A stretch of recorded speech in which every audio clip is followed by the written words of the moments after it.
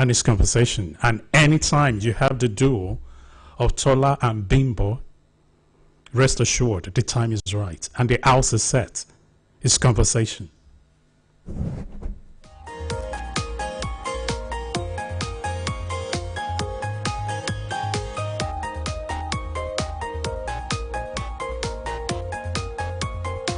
Conversation.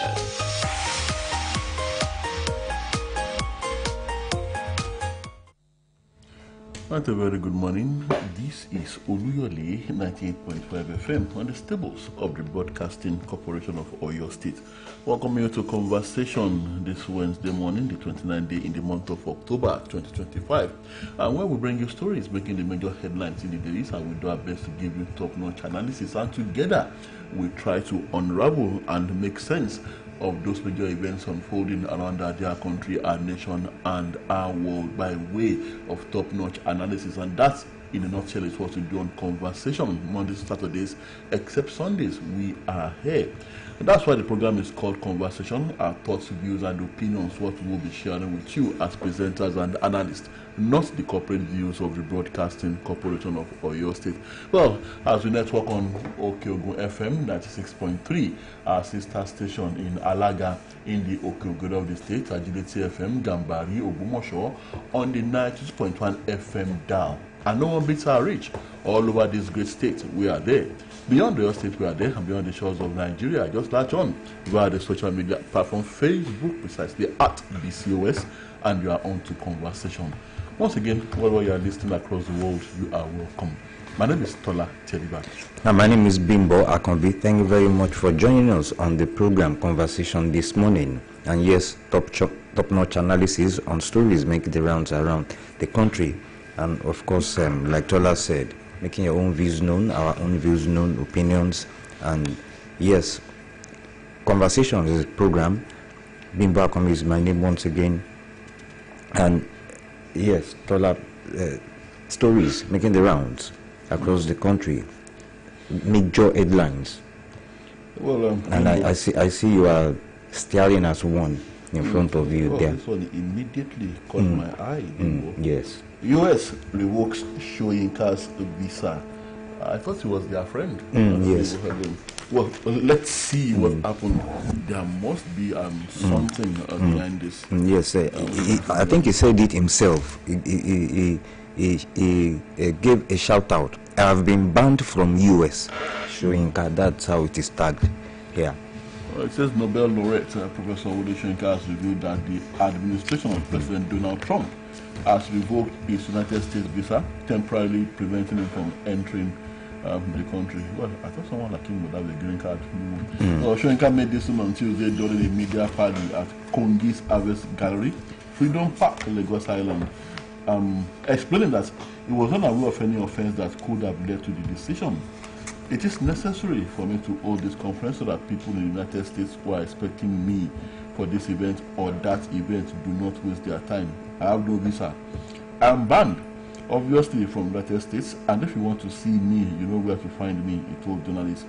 Although the reason for the revocation remains unclear, Soyinka said he was informed of the development by the U.S. consulate in the letter dated October 23, 2025. Right, let's have a quick commercial break. We'll be back.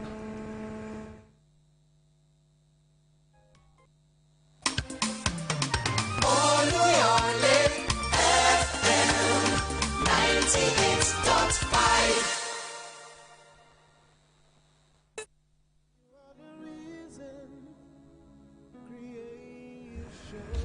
Please listen to this important social announcement. CAC All Nations Assembly of House 7, Row 2, Oluyole Avenue, Akobo, Ibadan presents 2025 Covenant Month of Celebrations. This is to invite the general public to 4 Wednesdays of Power with a theme, Unlimited Grace. Text, 2 Corinthians chapter 8, verse 9. Which comes up on Wednesday, 5th to 26th November 2025. Venue is House 7, Row 2, Oluyole Avenue, Akobo, Ibadan. Time, 9 a.m. to 12 noon prompt. Host, Pastor Dr. Sam and Evangelist Mrs. Grace Apolabi. Guest ministers are Pastor Samuel Oluyole, Pastor Kunle Farayola, and Pastor Akin Faloju. Come and receive your healing, blessing, breakthrough, salvation, and a lot more from Jesus Christ our Lord. Announcer Oludari Abosede Olabode, BCOS. Line not moving. Sorry, ma. The network is a bit slow. Don't lose customers to long queues. With the First Money Merchant POS, every checkout is fast, reliable, and instantly settled. Finally, quick and easy. Get your First Money Merchant POS now on www.firstbanknigeria.com/get your POS or at any First Bank branch close to you. First Bank, you first. Your market here. Fine girl, I have your size too. Come now. Hold on. It's not that kind of market. Let's fix that. Now, that's much better. This is the Nigerian International Trade Fair. We're talking about the best of Nigerian innovation, the power of global commerce, and the future of our economy. For 10 days, the world will trade with Nigeria. Over 10,000 visitors and 300 exhibitors from green tech to agriculture and finance. Join us at the Nigerian International Trade Fair. To register, exhibit, or volunteer, visit www.nitf.ng or call or WhatsApp on 0815-256-0854. Date, November 21st to November 30th. Location, Trade Fair Complex, Lagos, Badagry Expressway. Your journey to the future starts now.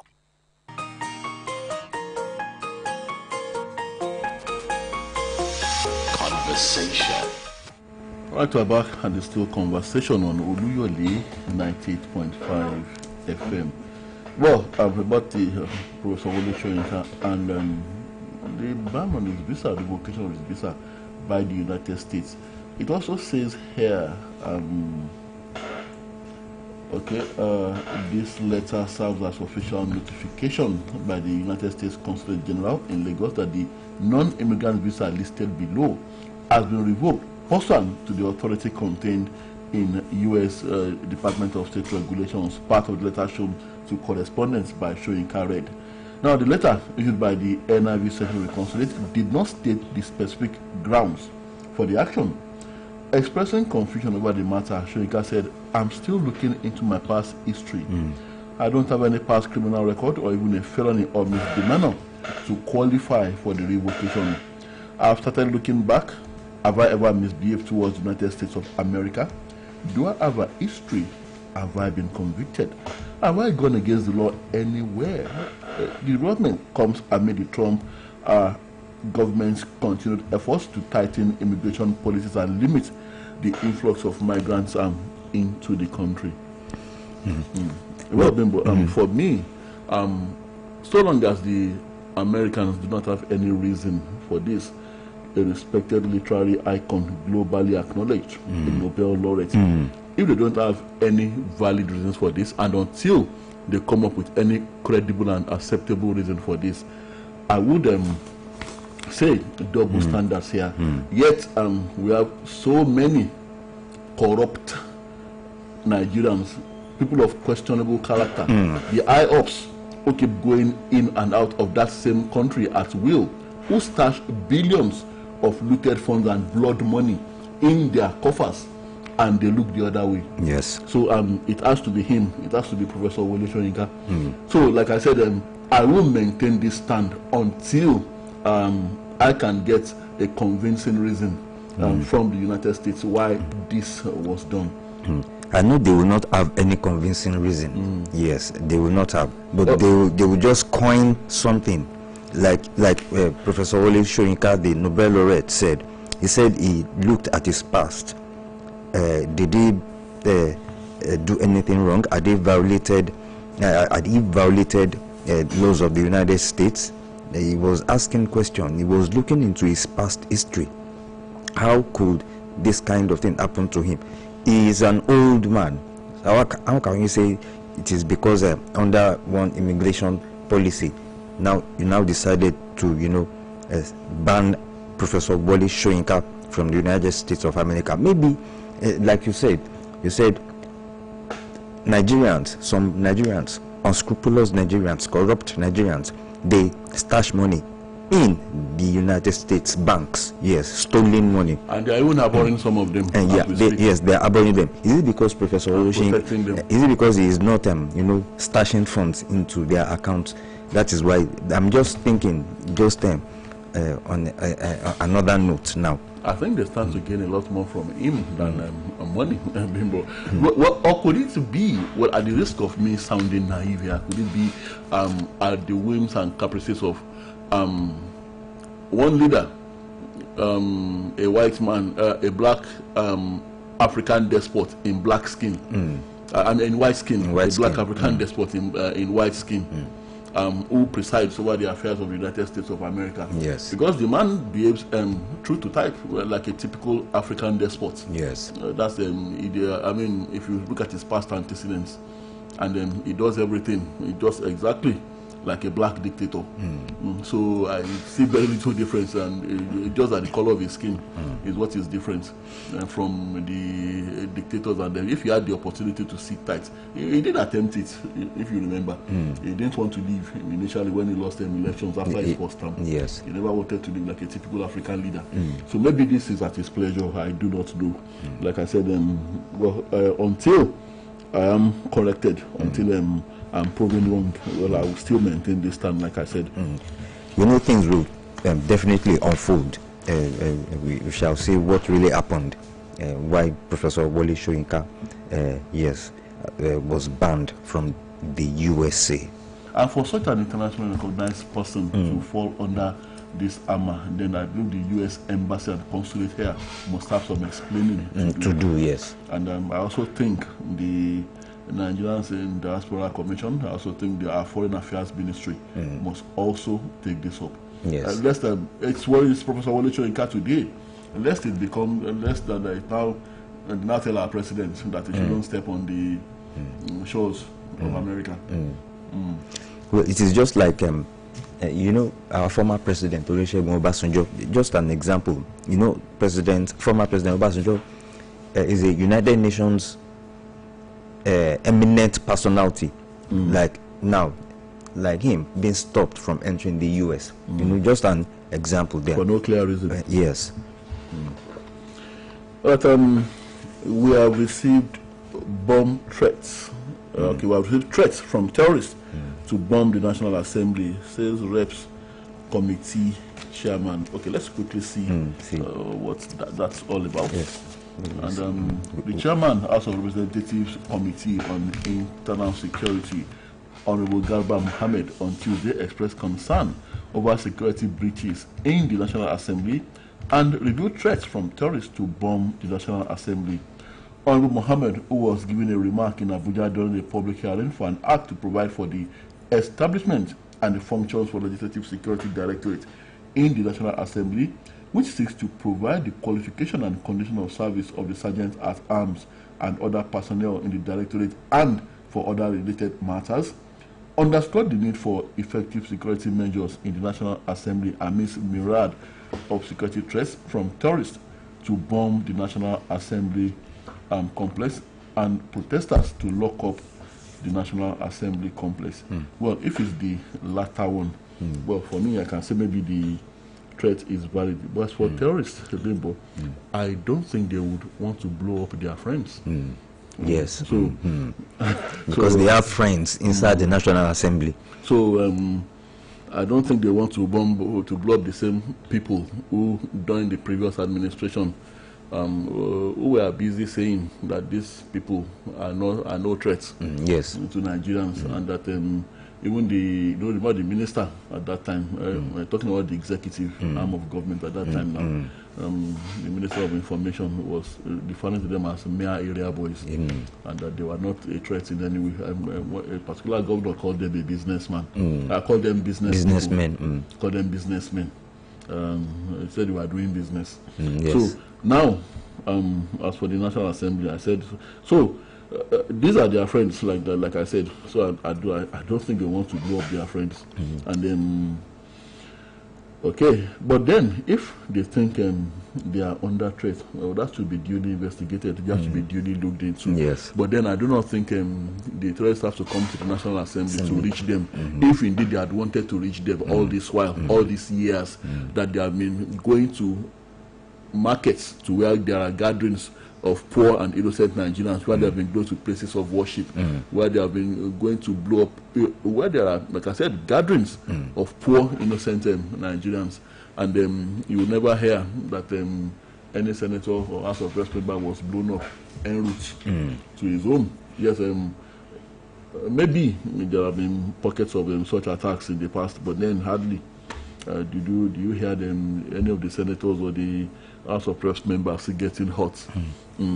But well, this information, gotten by the National Assembly, I hope it had been transmitted to the various security agencies, because I believe it is this security agencies that should this information should have reached first in the first instance. Remember, the terrorists are not going to attack their friends. Well, let's hope so. Now, this one, talking about the alleged coup plot, rumored coup plot. I was saying that maybe, they do not trust themselves. I mean, within the military, maybe it was a kind of rumor in the actual fact, and the change of the service chiefs. Yes, people were wondering what really happened. Was it actually a coup that was being planned? And was it actually because of insecurity lapses in the country that made the president and commander-in-chief of the armed forces change the team of the service chiefs? Well, this one is now puzzling. Military investigators probing an alleged plot to overthrow President Bola Tinubu are reportedly grilling a managing director of a federal government agency in the South region, the Poch land. Two intelligence officers confirmed that the MD was arrested for allegedly transferring a huge sum of money to a former Minister of State for Petroleum Resources, Temipre Silva, who was fingered as one of the financiers of the alleged plot to forcefully change the government. And according to the reports, investigators believe the funds were meant to finance the coup. The MD, well, the name was not named, transferred a huge sum of money to Silva. Investigators also are working on the theory that the fund transfer was connected to the coup. He is presently answering questions about what the money was meant for. That means it must have been a very huge amount of money. Now, the former Bayelsa governor Silva's Abuja house was reportedly raided by investigators on Saturday with military operatives, arresting his younger brother, Baga, who is his special assistant on domestic affairs, and went away with his driver. The former minister and All Progressives Congress chieftain, was outside the country during the operation. Well, if there's any substance to all this, it's quite normal. The major financial coup would stay out of the country until the coup either succeeds or fails, and then probably never come back. But then, if indeed, like I said, if there, assuming there's some substance to all this, and indeed Mr. Sylvia is being fingered in all this, I think the best thing, if he is innocent of these allegations, at best it's still in the realm of allegations, and all this we cannot substantiate. Yes. All these are just, I would say, at best in the realm of speculations. But then, if indeed there's some substance to all this, like I said, the best thing would be for Mr. Sylvia to come back, and if he is innocent, to come back and defend himself. Unless, of course, he suspects a witch hunt and that he feels he's the victim here, then he could stay away. But then I so much want to believe that this never happened. But then certain things seem to be staring us in the face that require questions that need to be answered. Questions that need to be answered. Well, the military investigators, I'm sure, will get to the root of that matter. Well, officially, it's been denied that there was no attempted coup. So that's why I said, that's why all this is still in the realm of speculation. But speculations. But why military investigators trying to, investigate the intended rumored coup? When we believe that there was actually no coup attempt. If you ask them, they will say they are not investigating anything. That's what they will tell you officially. They will say since there was no coup, that there was nothing to investigate, or maybe that they have investigated and they found that there is no substance to it. They want to keep these things under wraps as much as possible. On Anambra election, violence will be met with strong, uncompromising response. That comes from the National Security Advisor. Police to deploy 45,000 officers, and Amukito, that's the INEC chairman, justifies the extension of collection of PVCs. Well, meeting violence with strong, uncompromising response, that's a clear warning to would-be troublemakers. Stay away from Anambra on election day. And that's the advice coming from the National Security Advisor. But like I always say, Bimbo, I think the biggest threat to the Nigerian electoral process, to the voting process in Nigeria as we speak, it's no longer the threat of violence. Yes, there could be violence, there could be pockets of violence, but then INEC has already taken care of that, and anywhere violence is proven to have occurred, the elections are cancelled in those areas. So violence is no longer seen as viable by unscrupulous politicians as a way of distorting or manipulating the process. The biggest threat now, Bimbo, for me, is the problem of vote buying. Vote buying. And using money to manipulate the process. Now, I think this should be addressed. How? Well, maybe I'm afraid I do not know. I do not know how this can be approached. But then, I guess those in government should have an idea. The attempt by the previous government to address the issue of vote buying ahead of the last general elections almost ended in disaster. Practically brought the country to its knees, the Emefiele saga. And that's because it wasn't even done in good faith. They thought redesigning the Naira and all that. Like I said, like I always say, they wanted to catch the bush rat, then they set the entire maize farm on fire. And of course, the bush rat escaped the fire. I'm not calling our president a bush rat to Bimbo. That's just he's not a bush rat, but I've just used that analogy that the bush rat escaped and still became the king. That's why the fact that they wanted to roast him alive with the maize farm. So, like I said, I do not know how this can be addressed, but then it's not enough to just send them DSS officials and DFCC officials to the polling booths on election day to go and arrest those who are trying to offer money. But they will not. Technology has advanced more than offering money physically. Just put it just transfer money from your phone to the person. I don't know how that issue can be addressed, but like some leaders always say, if you want to vote, people, Nigerians now are much more enlightened. If they want a person, people are not practically voting for the individual, not actually the party. They will say, if they offer you money, collect, but vote for the person of your conscience. Well, people, poverty. Yes, it is poverty, because I don't know how this problem can be, arrested. I don't know. Well, poverty has been weaponized. If it's a matter of collecting money and voting for the person of your choice, that would be in a situation where you are not hungry. Hunger beclouds your reasoning. So maybe when we are talking about how to solve this problem, maybe the only way is to make sure that we truly, sincerely, and with all sincerity, fight poverty and hunger. Make sure that people are no longer hungry. Make sure we can go back to those good old days when our teachers in secondary school will tell you that even if you are the son of a millionaire, I do not bloody care. I have my salary at the end of each month, and my salary is enough to feed me and my family. So that's what our teachers would say in secondary school to some students who try to behave as if they are the sons of the emperor. Yes. When we're in class, so that's what they would also. If you can, they can bring us back to those good days. Yes. Poverty is no longer a problem. Hunger is no longer a problem. At least reduced to the barest minimum. Then people will either not take your money, or they will take it and still not vote for you, like you said. Yes. But a hungry person will think you have done him a very big favor. He will think he owes you because he's hungry, and then you solved that problem. At that time.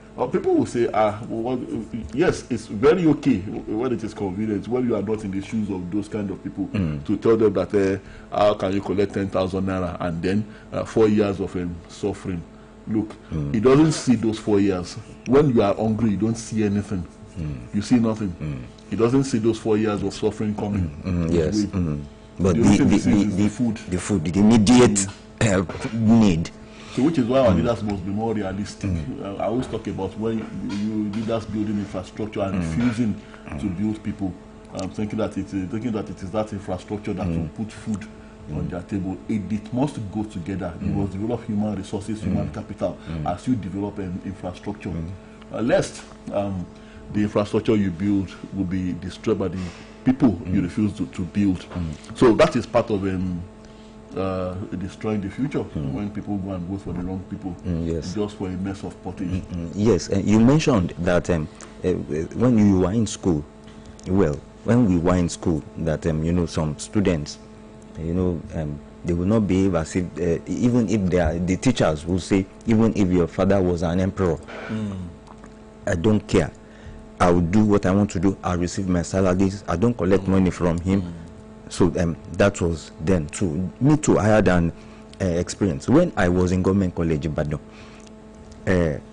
late former governor Oluyole, yes, of Oyo State, he was state governor when his children were in GCI too. And they did not misbehave. They did not act as if their father was the governor of the state. Then when he spent, was it 3 months or 6 months? 3 months. Then, but at least their father was the governor, I think. When I was in school, after Chief Bolaige, late Chief Bolaige. They realized that the father will deal with them squarely. Squarely, yes. If they should misbehave. All right. So far, so much for the Anambra election, and yes. Appeal to the. I have this one. You're talking about the power sector now. I think the federal government is getting fed up with what is happening in the power sector, and yes, apparently overwhelmed by the country's power woes. The federal government is pushing this challenge to the 36 states, asking them to take over power generation, transmission, and distribution. And the federal government said this was the only solution to the power crisis in the country. Tola, how can this be the only solution to the power problem in Nigeria? Had there not been the electricity company of Nigeria in the past, during the era of the former late Chief Obafemi Awolowo and his colleagues, the NEPA, National Electric Power Authority, in fact, during President Obasanjo, PHCN tried. But when the thing was, scattered, now they have problems. They are now pushing the responsibilities to states.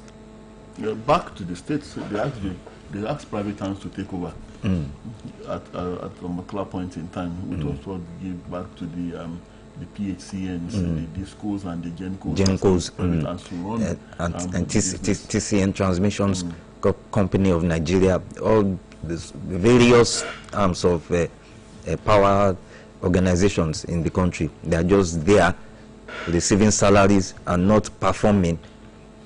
Unfortunately, the private hands took over, and then here we are. Well, some people said it's because these facilities, these concerns were taken over by Nigerians. And typical Nigerians, when they take over anything, you don't get the right results. You don't get what you want. Corruption, just merely profit making is what takes center stage. Well, not my submission here, but the submission of many Nigerians that if the power sector holdings had been sold to foreigners, that things would have been better. Yes. Much better. Because they would have come over with everything they want to use. Yes. Well, like in the telecom sector. But although, yes, but there are also local players, indigenous players in the telecom sector too, as well, and it actually worked out. But I do not know why things refused to work out. Maybe some corrupt elements that ruined the power sector are the same ones that bought it over. Yes. So of course the game continues, and then at a point in time, the Minister of Power was saying that enough power was being generated, but the distribution companies do not have enough the facility to. They actually said they were not really receiving enough electricity. They were not being transmitted with enough electricity. They do not have the facilities to cope with being generated. Okay. So the federal government said at that time that they were planning to build more power stations to help them to cope.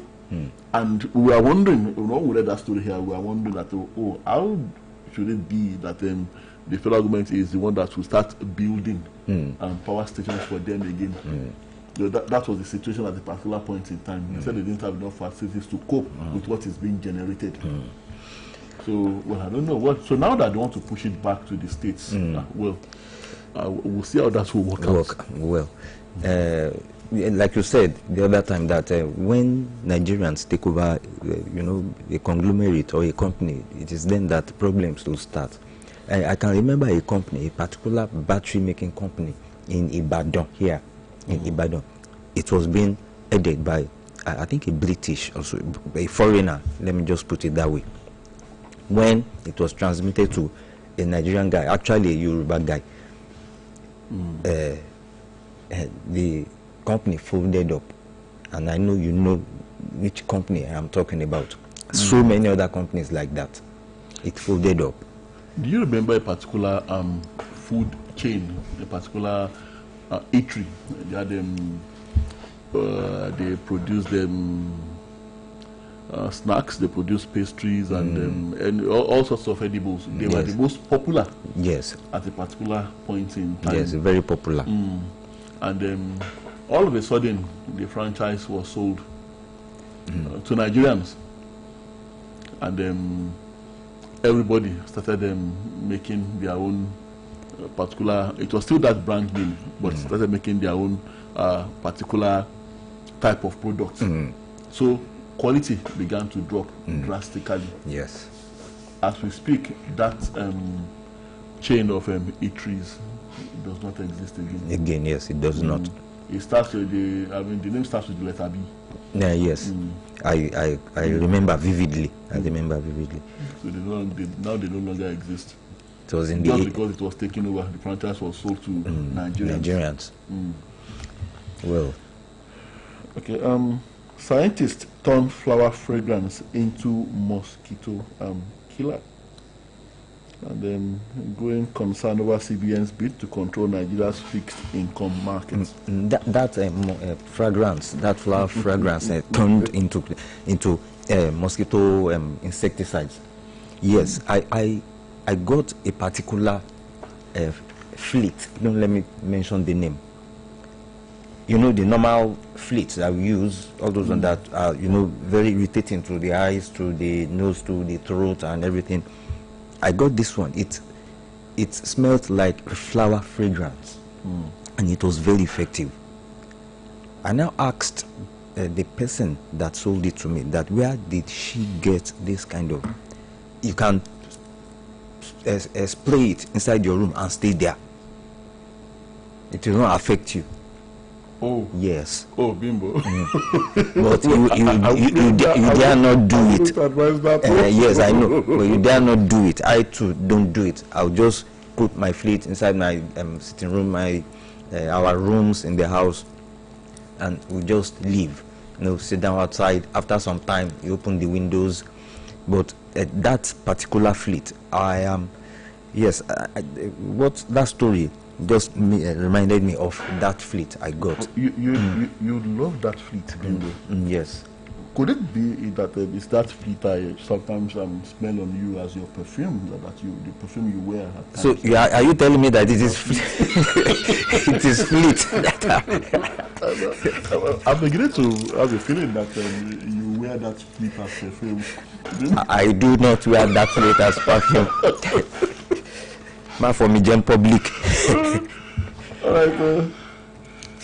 Okay, we should open the phone lines. We have some headlines. Yes, sir. Court orders forfeiture of drug traffickers Lake Duplex. IG denies favoritism in police promotion. And hidden assets. Court rules Abakiari as case to answer. And this one says drug parties are illegal. NDLA wants club owners, fun seekers. So they've actually turned that to a new normal. Yes. And provide details of Lagos night club raid, seizure of 384.886 kg loud orders from facility. Tikbe, yes, long time ago. 08055009850 or 07055551985. That's the number to call to be part of the program this morning. Also have this one here. Federal government committed to making economic reforms work for the poor. That's coming from the Minister of Finance and Coordinating Minister of the Economy, Mr. Wale Edu. Oh, people, how is his health? Well, I was looking at his video yesterday night at home. He was speaking after, I think, during a visit of some personalities from outside Nigeria. He was standing up, speaking. And I was telling my wife that, are you sure this is not a previous video? So I waited for that story and I saw it. He was standing and talking, yes. Okay, you also almost thought it was an AI. Yes. But it wasn't AI. It was not. It was him. I think, is it not the picture? That's the picture. That's the picture. That is him in the middle, yes. Oh, it's so good to know that he has recovered. So good to know that he's back at his official duty, at his official responsibilities. Yes. Okay, still expecting your calls 0055009850 and 07055551985. The program is still conversation. Could be having some challenges with the network this morning. CBN clarifies $1.26 forex data, denies direct allocation to oil marketers. And federal government faults OB over alleged neglect of Warri, Port Harcourt, Calabar on their ports. That's as federal government partners private investors to develop marine tourism hub in Ibadan.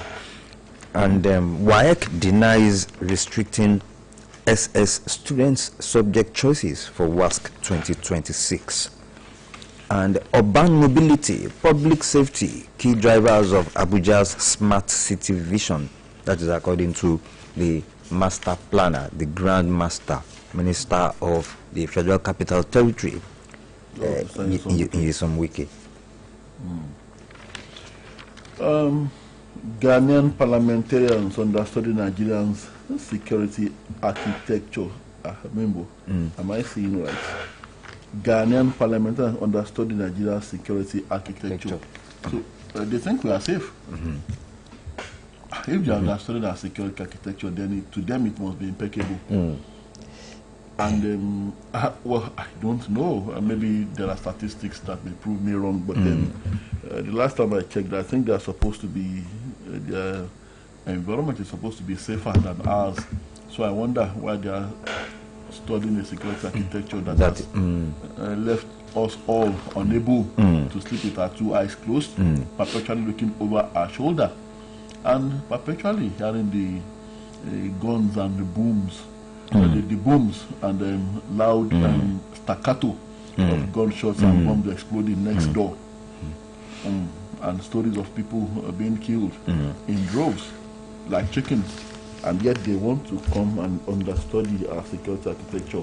A delegation of Ghanaian lawmakers on Tuesday expressed admiration for Nigeria's security framework during a benchmarking visit to the National Assembly in Abuja. The same National Assembly that said they were under threat. That they were about to be bombed, about to be blown up. And yet you are going there and you say you are admiring their security architecture.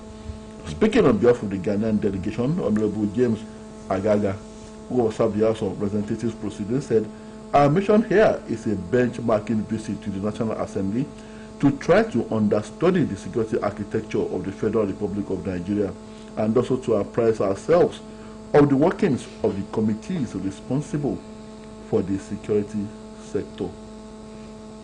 Well, maybe they also want to invite terrorists from all over West Africa to a tea party about to hold in their country, just like we've invited them to our own tea party here. So ditto. So maybe they want to know how we did it. That our country has become the prime destination for terrorists from all over Africa, not just West Africa. So as to the reason they want to do this, I do not know. But then, if they are looking to understudy any security architecture of any nation, I think they've come to the wrong place. In my opinion here. Yes, very wrong place. Well, I'm sure we must be having problems with these lines. I don't know. There is challenges with the network here. But do keep trying. 080-5500-9850, 070-5555-1985. Yes, police detectives in Ondo State have arrested 5 suspected kidnappers allegedly responsible for the killing of police officer James Ogunleye. Recall that the victim was murdered recently by suspected kidnappers and his service rifle stolen. The state police spokesperson Ayonlade Olayinka said in a statement in Akure that the suspects were arrested inside Amune Forest within the Owoifon axis of the state. Well, that was a good one, but not too good for the families of the slain police officer. On banditry, Abdulrazak, as the governor of Kwara State, receives 23 freed abductees. And it also says there are reps to probe abandoned 22.585 billion multi-purpose dam project in Ile-Ife, another white elephant project. The House of Representatives on Tuesday unveiled plans to investigate a multi-purpose dam worth 22.585 billion in Kajola village, Ile-Ife, Osun State, 21 years after it was first awarded, but reviewed twice, and money kept going down the drain. Yes, and the salaries and emoluments of lecturers, members of the academia, the medical health workers are not being paid. So this was wasted, and yet Nigeria did not collapse. The resolution was passed sequel to the adoption of a motion on the need to complete the construction of multi-purpose dam project in Kajola village, Ile-Ife, Osun State, sponsored by Honorable Abimbola Ajile Shoro, I hope I got that right, who solicited for the House's intervention. In a split debate, the lawmaker observed that the contract for the construction of multi-purpose dam project in Kajola village, Ile-Ife, was awarded to Reynolds Construction Company Limited on the 21st December 2004 for the sum of 2,243,374,702 naira 75 kobo only, and was to be completed within 24 months. So that is what has now gradually spiraled into well over 22 billion naira. Well, this one says a carpenter identified simply as Ovoke has been shot dead in a suspected cult attack. Guess which state is that? Wari area of Delta State. Those are places where cult activities always thrive. And it was learned that the incident occurred on October 23 it was gathered that the killing was a reprisal after a man identified simply as Genero was stabbed to death on October 12 during a fight over a debt in the Iyara area of the state. And it was earlier reported that there was a disagreement between Genero and an acquaintance who accused him of owing money from a business deal. And the suspect, accompanied by his friend, reportedly confronted the deceased at his residence to demand payment. The confrontation generated into a fight during which Genero was stabbed and later died. And well, it goes on and on and on. Federal government announces plan to expand cash transfer beyond 15 million households. This controversial cash transfer, where you hardly find people who would say that they have been beneficiaries, and where you do find them, very few and far between, and they also have to do things like passing the camel, the camel passing through the eye of a needle before the few ones that get it can actually get it. The scheme, well, quite laudable, especially that one that was introduced at the heat of the COVID-19 pandemic, but then riddled with corruption all through. And the federal government is refusing to look at this, despite the fact that, of course, they must have gotten that information that those saddle responsibility of implementing these schemes are very, very corrupt. And indeed, they have been, like I said, the whole thing has been bogged down with corruption and corrupt practices.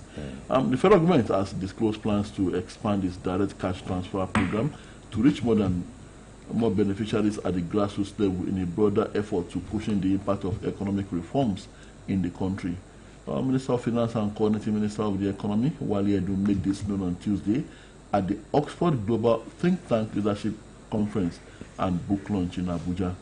While announcing plans to scale up the cash transfer program to include more poor and vulnerable Nigerians, Edu revealed that the initiative currently benefits over 15 million households across the country. And that social safety net register, that register of beneficiaries, how regularly is it updated? Is it still that same register? As more and more people continue to fall into poverty, is it that same register that is still being used? And then how do they determine the poorest of the poor, the most vulnerable? These are questions that the federal government has never answered, and that Nigerians keep asking. Well, still talking about reforms now. Well, this might sound good, but I don't know if it might happen. The chairman of the Presidential Fiscal Policy and Tax Reforms Committee, Mr. Taiwo Oyedele, has projected that states could earn more than 4 trillion naira annually from 2026 when new value-added tax VAT reforms take effect. Oh, sounds good. 0805509851070555519. Yes, we don't have time. We don't have time. Well, it's quite unfortunate. There seems to be a big challenge with the network this morning. Sincere apologies to all our esteemed audience who must have been trying very hard and frantically to call in and contribute on the program this morning, especially our very regular callers. All right, we have to go, and we'll be back same time tomorrow morning, God willing. My name is Tola Kelva. And my name is Bimbo Akambi. Thank you very much for listening. Enjoy your day.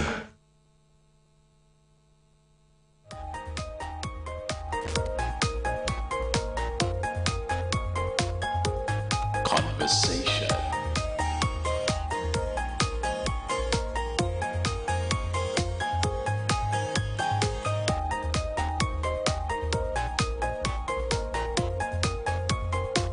Conversation.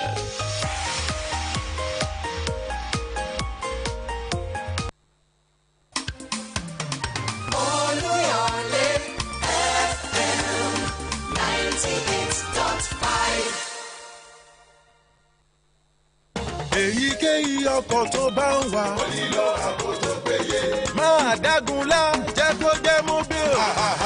Níbikíbi tó bá wà lọ fún ojúlówó. Bóyá sọ pé.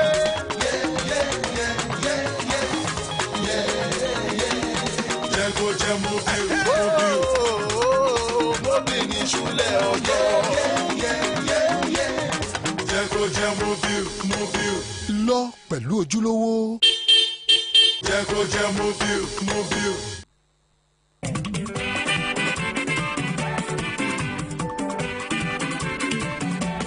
TS Charity gbogbo ẹni fẹ́ ṣàríyá o gbogbo ẹni fẹ́ ṣàjọ̀dún àbẹ́ni fẹ́ ṣèpàdé o gbogbo ẹni fẹ́ ṣènáwó BCOS event grand òun ni ẹ máa bọ̀ BCOS event grand òun ló kájọ ẹ̀ fún gbogbo ayẹyẹ èyí tẹ́yìn bá fẹ́ ṣe BCOS event grand òun ni ẹ máa bọ̀ o. bóyá wá gbé mi débẹ̀ yóò. ilé akéde. bóyá wá gbé mi débẹ̀ yóò. BCOS event grand. BCOS event grand débi tílẹ̀ ti tẹ́jú àyè ìgbọ́kọ̀sí ń bẹ ìyẹn pọ̀ jaburata BCOS event grand ìyẹn nílé akéde oríta Báṣọ̀run nílùú Ìbàdàn BCOS event grand òun ni ẹ máa bọ̀ o. ohun tá à ń sọ ni pé fónírúurú ayẹyẹ tẹ́yìn bá fẹ́ ṣe ó ti wù kó fẹjú tó BCOS event grand òun ló kájú ẹ̀ òun ló káàtó ṣókù àgbà lẹ́yìn fẹ́ ṣe ni tàbí gbéyàwó tàbí birthday tàbí open year crusade ó sì jẹ́ book launch ní tiyín ni ẹ máa bọ̀ ẹ̀yẹ sá ti kàn sí wa ní yàrá kẹrin commercial department BCOS ilé akéde tàbí kẹ́ ẹ pè sórí BCOS customer care line tololong 0915 870 3300.